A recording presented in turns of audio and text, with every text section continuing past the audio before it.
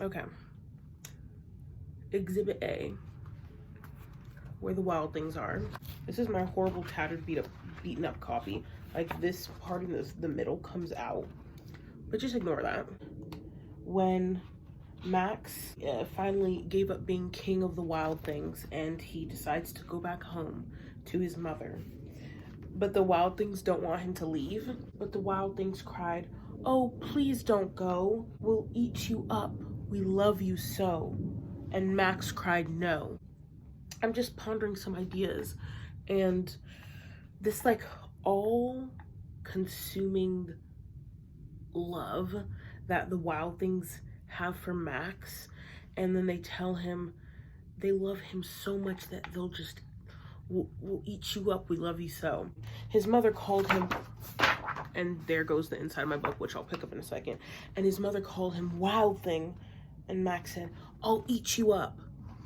And then he was sent to bed without eating anything. Kind of like the emotions that are consuming him as this wild child, and him calling out to his mother, "I'll eat you up." But then at the end of the book, that being the wild things yelling to Max that they'll eat him up because they love him so much, was kind of like Max expressing in his way how much he loves his mother. By the way, the Where the Wild Things movie, it was so good. The interpretation was so good. But anyway, I think it all ties into what I wanted to talk about, which is this feeling of consumption and love coming together, and how that ties in with reading for me. And I've said this to some people before, but it's like when I'm reading a book, just this consuming feeling that I crave, and it feels like, I always say it feels like a form of Stockholm, because it really does, for me, interrupt my day-to-day life. And I don't know, Stockholm definitely has a negative connotation, and I feel like what I'm talking about is slightly negative, mostly positive. But when I am in the middle of reading a good book, it really does consume my day-to-day thoughts, and like I can't concentrate, and "I'll eat you whole, I love you so." I'll be at work and I'm feeling literal like anxiousness and discomfort and irritation, because I feel like I don't belong where I am right now. Like, I don't belong here working right now. I need to be at home reading my book. But I'm telling you that I crave that in a book. I crave the feeling like I do not belong anywhere else in my current reality, because I belong in the book's reality. I belong in that realm, and I'm missing from it. And if I'm not there, I am missing something. And that's exactly how I felt when I was reading Gormenghast. Oh my god, Gormenghast was so good. I have not been filming, as you can see, and posting on this channel because I am really consumed with, unfortunately, like my day-to-day life, having to work, you know, taking care of my home, being with my friends, worshiping my God. Mushka, my beautiful, beautiful friend, if you're watching this, like half the reason I'm filming this video right now is because of you, because she emailed me a couple days ago, and her passion for books ignites like my passion for books, and like reading what she has to say like ignited that back in me. It's like, oh my gosh, yes, that's the headspace that I need to be in. That's what I've been craving. And so like she's like part of the reason why I'm even filming this right now, because I told her I need to get back on filming my videos. I need to connect with other sentient human beings like you guys who also understand the pull and the obsession that can relate to me, and then I feel more understood by you guys. How have you guys been? Have you been reading any good books? I realized like the past couple videos that I filmed, I didn't ask at the beginning of the videos because I kind of thought it was like a given. Like, tell me what you are reading and what you think about it, or just a moment in the book that was really good, or quote that struck you, or anything, or what you've been reading in the past couple months. I don't care, whatever, and tell me about it in the comments, because that's one of my favorite things when interacting with you guys, is not just you guys reacting to what I'm saying, but like getting to talk to you about whatever you're reading. And I realized I hadn't asked it in the last couple videos, and I was like, why doesn't anybody tell me what they're reading? And I realized it's because I didn't ask. What are you guys reading? What are you guys doing? What are you, like, other humans on planet Earth walking around right now happen to also be born at the same time as me doing? Like, what are you guys doing? What are you guys reading? Let me know. I was at the thrift shop a couple weeks ago, and I found this, and it may look like a whole lot of nothing, but it's not a whole lot of nothing. It is a journal, okay? And it is filled almost exactly halfway by a girl named Jenna Lee, who was a, let's see, senior in high school in 1999, which was the year that I was born. This has been part of my reading. I told a couple people at my work what I had found because I was really excited. I'm like, guys, I found a journal and it's halfway filled and it's from this girl from 1999, and nobody was excited about it. Like, I'm like, nobody was excited about it as I was, but I feel like you guys would be excited about that. Like, does nobody think that's really cool?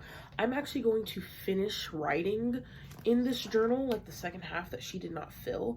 It ended kind of abruptly, and I'm kind of sad I didn't get to know the rest of her story, but I'm going to, as an homage to her, fill that up with my thoughts and life and whatever, because I am a journaler. I'm a writer, believe it or not. What have I been reading, guys? I've been, like I said, this has been an amazing reading year for me so far. Oh my god, I just realized how sick I sound. Do I sound like really sick? My sinuses and everything have been jacked up, but whatever. This reading year so far has proved to be just so good. I have a stack of books here. I don't even know if I'm gonna get through all of them. So let me see, the first book that I really want to talk about, Silence by Shusaku Endo. Oh my god. I want to explain the experience that I had reading this book. So I got deathly sick a month and a half ago, maybe, like deathly sick. And I'm talking about, like, I have not felt this sick in years. I got, like, I think some variation of the flu, whatever. But I read this while I was sick, and I don't know if that just added to this insane reading experience that I had with this, but I feel like because my body was out of commission. I was aching, I was vomiting, I was extremely weak to the point, like, where walking was an issue. And so I don't know if it was because, like I was saying, my body was out of commission, that I found this to be such an extremely cerebral experience, but it was. And this is a story. Two Jesuit Portuguese priests in 17th century Japan who initially go to look into the case of a prominent priest who is rumored to have apostatized. Now, this is during a time where there was extreme Christian persecution in Japan, a country who was very wary of foreigners. Christianity and Catholicism and all of this has been outlawed, and it is being rooted out of this country, you know, by the collar in a very violent way. And these two young, like I said, Jesuit Portuguese priests decide to take it upon themselves and feel like it is their holy mission to put themselves into this, you know, to venture into Japan during this very dangerous time and try to get to the bottom of the story of this priest who is apparently apostatized, and also to try to care for the Christians that are left and are hiding in Japan. This book had me on the edge of my very own soul. The questions that it asks and how it answers them is just so poignant. We have this story of faith and of what faith means and how far you would be willing to pursue that faith and at what cost. I think the interesting part of this book is that the cost of this Portuguese priest's faith is not only at his own. It is not only his own price that he has to pay, but at the same time, he has to decide whether he's willing to let other people pay the price for his faith. And this dilemma was just really, really got me at the core of my being. This is a book that kind of, the dilemma centers around Christianity and God, and people's personal understanding of God. But I think that this book is not just something that religious people can appreciate, the like human drama that Endo paints out. I think one of the other things about this book that really had me tearing at myself was the absolutely beautiful landscape of like rural Japan, you know, this untouched part of it in the 17th century. And then this, I don't know, there are so many beautiful descriptions of nature in here, and Japanese seaside and flowers and the mountainside, and it was so visceral to me. Once again, I don't know if I was just on some other wave while I was sick, but I was here, I was there. And that being the backdrop for such a brutal, violent, retching war between like fellow man, and also within the main character's body and self and mind and ideas of God and his faith, was, I don't know, I don't think I've experienced anything like it. Loved this so much. This is a book that after I was finished, it's a book I finished and had to just like recover from. Was telling this to my sister, and it still holds.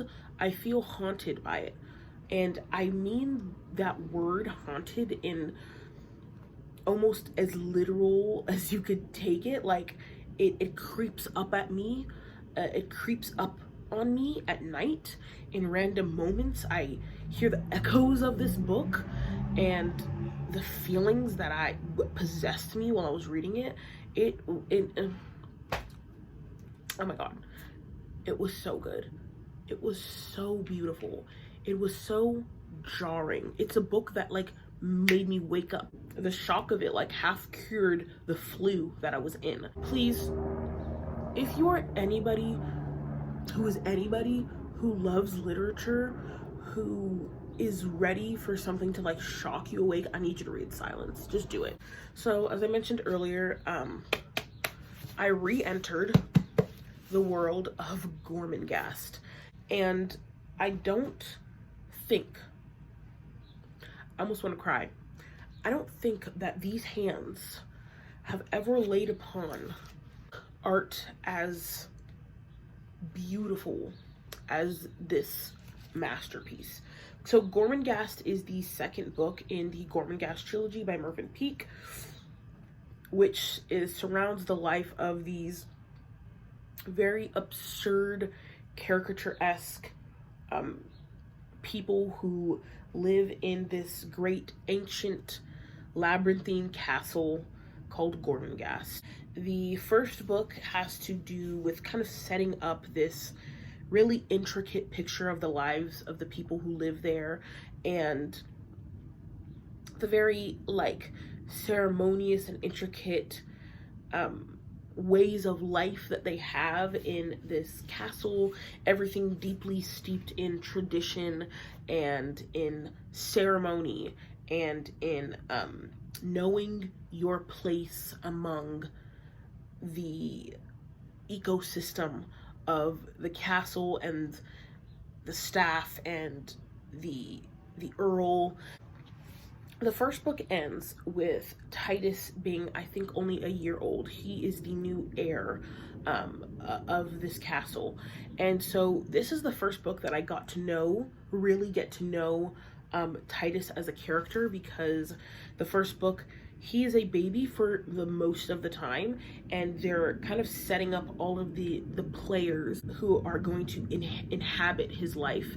And so I got to know all of them extremely well, and so this was the book where I kind of got introduced to Titus himself, and I fell in love. I finished this book in early one morning. I woke up, and the first thing I had to do when I woke up was read it. I woke up and immediately first thought Gormenghast, and that's where I went, and I finished off the book. And the month that I was reading this book, and even until now, I was completely consumed at a level that I think it's almost hard to explain. Mervyn Peake is a genius. Mervyn Peake is a genius. The sentences that this man writes made me stop and stare into the void. I swear to God, I would open this book, I would read a sentence, I would shut it and stare off into the void. And literally almost a feeling of jealousy and maybe, dare I say, anger sometimes bubbled up in me that I may never be capable of doing what this man did. I think Gormenghast is the perfect testament to great art, just what art is, the essence of it. He combines this extremely cerebral, delicate, decorated writing with the most crazy, beautiful descriptions and these characters that are so unlike any other characters I have seen portrayed in literature, and he puts them on this stage, and I can't believe it. I can't believe I got to read this. I can't believe I have the right to read this. I am just completely enamored with what was going on in this book, the things that happened, the messages, the complete craziness that this was. When you read this, you can tell the effort and the craft that Mervyn Peake put into this, how desperately he loved this world that he created, how extremely unfairly talented this man was, and there's no way that you can read this without meaning. Mervyn Peake came down with dementia and died fairly young. Wow, this was supposed to be, as I understand, a long series of books, which he unfortunately did not get to finish as he succumbed to this horrible, very scary disease. And so it is my understanding that he was struggling with that in the third book, and that changed maybe a lot about what the third book would have been. And then I also know that his wife, Maeve, who he dedicated all of these books to, kind of continued it with one last book called Titus Awakes, I believe, which I do not have my hands on. I don't even care if the last book is incoherent or maybe not as tight as the previous two in the series were, because I feel like he has so successfully injected this world and the story and the brightness and darkness and vividness of these characters into my bloodstream that no matter what this third book is, I'm going to love it. I'm going to love it because he's already made me love his work, and Mervyn Peake has already made me love him as a person. You know, of course we fall in love with characters and worlds that these amazingly talented humans create, but for me, it always ties back into the author. I don't care what this last book holds. I don't care if it's completely incoherent, as long as I know that Mervyn Peake wrote it and that he's the same creator and curator of the world that I just stepped out of. I'm gonna be okay with that. And there's a lot of sadness that comes with, I think, reading it, just because I know what he went through. while writing it. But there's this really beautiful publisher's note at the beginning of Titus Alone, written by Langdon Jones, who kind of was the last step with him and his wife Maeve to put together the pieces of Titus Alone to publish it. And he gives this really beautiful oh my god, I'm gonna cry. I'm always gonna cry, you guys know that, homage to Mervyn Peake and the world that he created. And yeah, so that was that. I read Rashomon by Ryanosuke Atagawa, and this is a collection of this is a piece of classic Japanese literature, and this is basically a collection of 6 or 7 short stories that he wrote. And I really wish I talked about this sooner after I read it, because a lot of it is leaving right now. I remember I liked it. I think I gave it 3 stars. It felt very striking to me. I think Japanese literature always has this, like, I don't know, I feel like because Japanese culture is so steeped in such like deep history and tradition that is not present, you know, we don't have the kind of heat behind us that they got with time as like a relatively new country as Japan does. So I don't know, I feel like they're always very intriguing to me when I read it, because there's this very clear difference, I think, in the way that Japanese authors think and write, and just the way that Japanese people function, that I really love becoming more and more privy to, because it does feel so separate from myself, and it always feels like I'm learning something. And the one story that I remember really stood out for me from Rashomon was called Yam Gruel. And after I finished reading the story, I kid you not, I spent about, and this is not hyperbolic speech, this is 100% true, about 20 minutes searching and scouring online to try to find a recipe for yam gruel, which they gave a description of in here. It's basically like, through this description, made by boiling slices of yam in a soup of sweet arrowroot. The main character of this short story is obsessed with yam gruel, and his main desire in life is to completely satiate himself on yam gruel. And when that opportunity finally presents itself to him, all is not what he thought it would be. And it was a very, I think, a universal lesson. It's something that I've thought about many times in my life, and it's this idea of, if you could have this one thing, you would be happy. So good.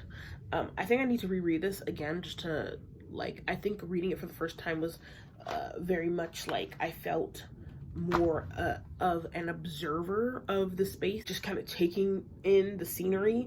And I feel like I need to go back in and be more of a participant with my own soul with the stories. But definitely Yam Gruel was a standout for me, and I could not find a recipe for it.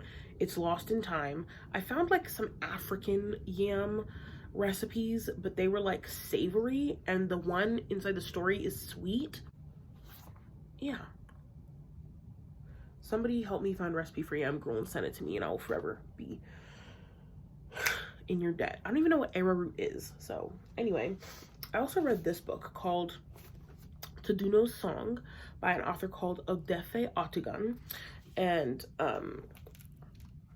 this was a really interesting book. This is a piece of Nigerian literature. I really want to expand my reading this year, which I think I've been doing a good job of so far. I read a lot of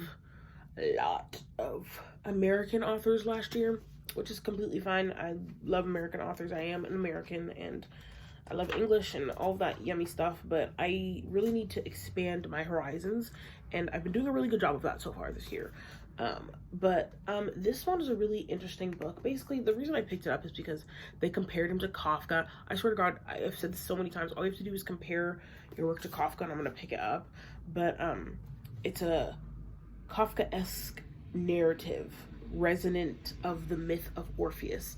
And basically, this guy, he is a singer, and he gets exiled from his town for speaking out against the government. And This is also a very political novel at its core, but he comes back to the town after his exile is officially over, and nobody remembers who he is, and it so ensues the journey of him trying to figure out why nobody remembers who he is, trying to find some of his missing loved ones, and trying to reconcile himself to whether he wants to be remembered. The main issues I had with this book, because this didn't blow me away, was the writing style, which was very short stop. And if you guys know me, first of all, I'm very biased towards flowery writing. That's just me. But it again is not something I need to have in every piece of literature I write. But this one was very short stop for me, a very Dick and Jane.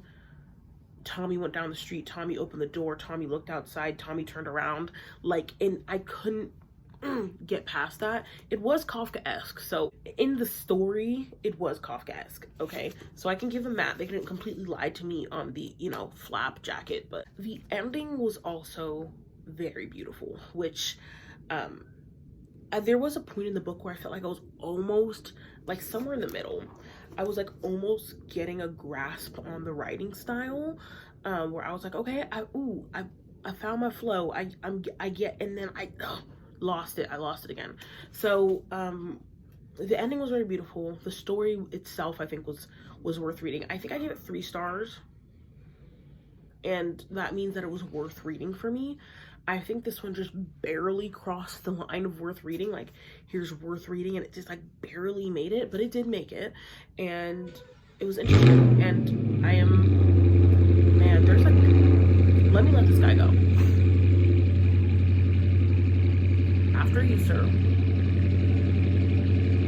He is so annoying. He is so annoying. And let me tell you something. One of the enemies of my life and my story are Dodge Chargers. If you own a Dodge Charger, I swear to God, everybody who owns a Dodge Charger is just, you know, I need to stop being a hater. Let people love things, they say. Let people love things. I hate Dodge Chargers. Oh my God, is he gonna rev that engine for 20 minutes? Is he even leaving? Girl, he's just sitting in his, he's literally just sitting in his driveway. Gotta love my neighbors. That's what Jesus said. So annoying. Okay, so this one I'm gonna talk about very quickly, because I feel like I've already wasted 500 pages of my life on it, and I finally picked up a Jonathan Franzen book. I don't know if you guys know about the whole controversy that he had many years ago with Oprah. I don't even feel like delving into it right now because I'm so disinterested and disillusioned by him, because part of the reason why I didn't pick up this book for the longest time was kind of the controversy about Oprah, which, just to summarize it really quick, he kind of she was basically gonna have him on the show to talk about, I think, this very book, and he basically made some kind of rude and disrespectful comments about him not wanting to be counted as chick lit. He basically like put no respect on Oprah's name, and was very much in favor of serious male readers. I don't know, I think he eventually apologized, but he didn't get to go on the show, and then I think years later she did let him on a show for another release of one of his books, and she like made a joke about it, and like bring on like an all-male book club to like discuss his book as like a joke for him. Anyway, that kind of irritated me. I don't think it was like it wasn't the worst thing any person has ever done. It was definitely not enough for me to be like, oh, I'm never reading his books. But I did put it off a couple of years in lieu of other stuff, because I know a lot of people who are into DFW also really like Jonathan Franzen. Am I right on there? So it was definitely something I was delving into because of that. And I picked it up, and I am so shocked that I finished this. It is 500 pages of despicable characters that were worth nothing to me. This is a story of a dysfunctional American family. It's very like, you know, suburban dysfunction, American sadness stuff, which I love, by the way. I love suburban dysfunction. I love American sadness. And I'm just shocked that this is a famous book. Did it win the Pulitzer? Oh, it was a Pulitzer Prize finalist. And I hated this. Every single character was irredeemable. And I know a lot of people defend books like, well, the characters aren't supposed to be likable. And I understand that to a certain extent. But this was to a point where I just couldn't bear it. I found all of the characters so stupid in a way that I had no business being privy to. Like, I understand if somebody is supposed to be a despicable character who's stupid or selfish, but the whole family was like an ecosystem of stupidity and selfishness, and there was nothing for me to glean from this novel. I read books with the idea that I'm going to learn something, that something is going to become clearer to me, that something is going to be beautiful, and this was just none of that. The one up I will give it is its depiction of Parkinson's, which the patriarch of the family is coming down with, and I think those parts were the most worthwhile, and that, for me, could have been a 20-page short story. I am completely put off by Franzen at this point. This, plus his disparaging comments in the past, plus this 500-page tome that I delve into and got absolutely nothing out of, is enough for me to kind of just move on from him altogether. I don't think there is a moment I can foresee myself in the future, despite having, I think, 2 other Franzen books somewhere lost in the, you know, plethora of the books in my room, that I will pick him up again. I'm just not into it. Unless somebody can go to the comments and give me a very cohesive defense of Jonathan Franzen or another one of his books, I may, very slight chance, may be swayed, because I respect you guys, but I don't know if I'm just not into him. I read Ender's Game for the first time. I don't know where I've been. I've been gone. Ender's Game has been on my TBR for, years. I understood this was a famous sci-fi novel. I also proclaim myself as a sci-fi girl. So the fact that I haven't picked this up, I don't know why. I think part of it is that it is marketed as YA, and it's crazy. After reading this book, the thing I really like about Orson Scott Card is I feel like this doesn't feel like YA, and I say that just in comparison to the bulk of the genre. Orson Scott Card doesn't treat, if this was intended for a younger audience, treat them as lesser than or not as intelligent. And that's why I guess it didn't feel like a YA to me, because this was extremely intelligent and it was extremely good. I loved Ender's Game. So basically, long story short, this is a futuristic novel where the Earth is under attack by an alien species that they are calling the Buggers, and the government is and the military is like raising and training these like elite young people who are geniuses to be military commanders in hopes of eventually defeating this alien enemy. And this book was extremely poignant. Just one of the best main character protagonists I feel like I have come upon in a while, who had such interesting dilemmas and such interesting narration and very interesting problems. I feel like that's a compliment to say that a main character has interesting problems. I feel like in a lot of books, you know, problems and issues and conflicts in books can be categorized into one of like 5 or 6 issues, whether it's like a romantic love problem or trying to get something problem, or you know things like that, or trying to escape somebody or trying to defeat an enemy. And this was so nuanced. The whole thing was so nuanced. There were so many layers to like, just from the personal dilemma of the main character, like the questions that are so unanswered about the world that they're living in and who the enemy is, and also like really interesting sibling dynamic that left me by the end of the book like still thinking. I had questions, like I need to sit down and dissect like what was going on between the three Wigan children and what they meant to each other, because it was so good, extremely quotable. This one houses the famous quote of, "In the moment when I truly understand my enemy, understand him well enough to defeat him, then in that very moment, I also love him."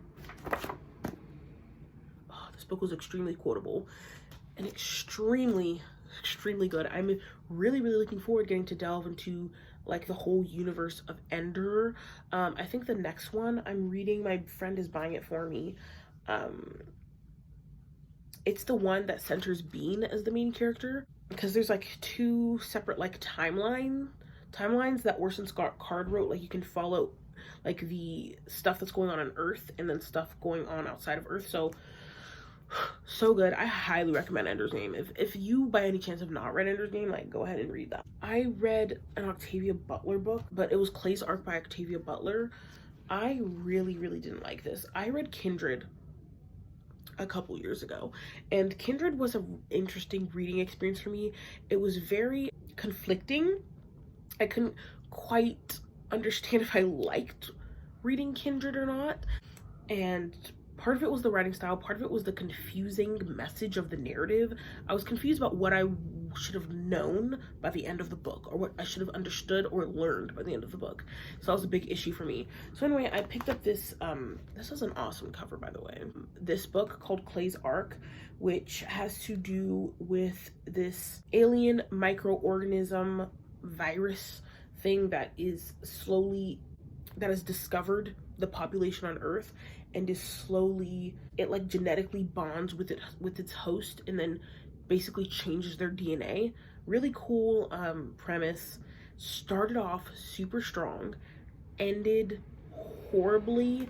This narrative was extremely disturbing to me in a bad way, and I'm a person who very frequently reads disturbing books, whatever that means to you.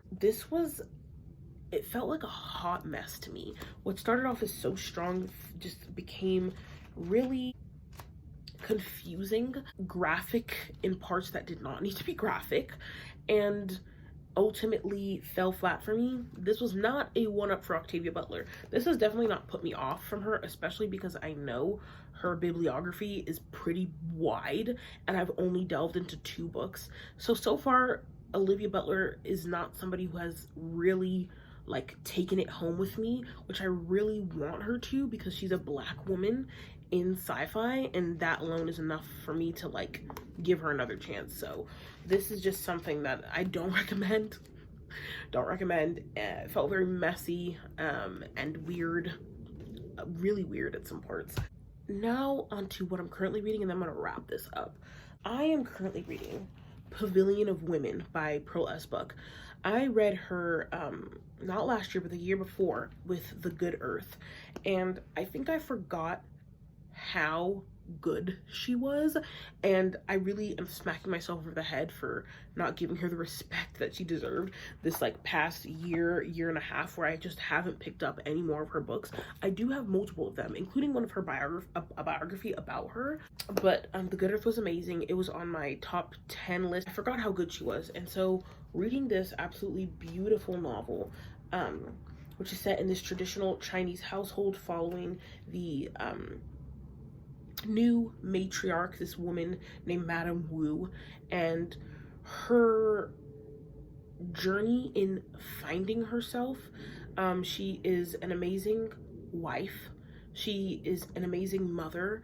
She's also extremely kind and well loved by, you know, the elite and servants alike, but has spent a lot of her life subduing herself and a lot of self-sacrifice, and has not has been confined with these ideas of what it means to be a woman that have been imposed on her by her society, and is now just beginning to break out of the shell where she has been trapped. And I don't know, I'm not explaining the nuance of this as well as I would like to, but it all starts with her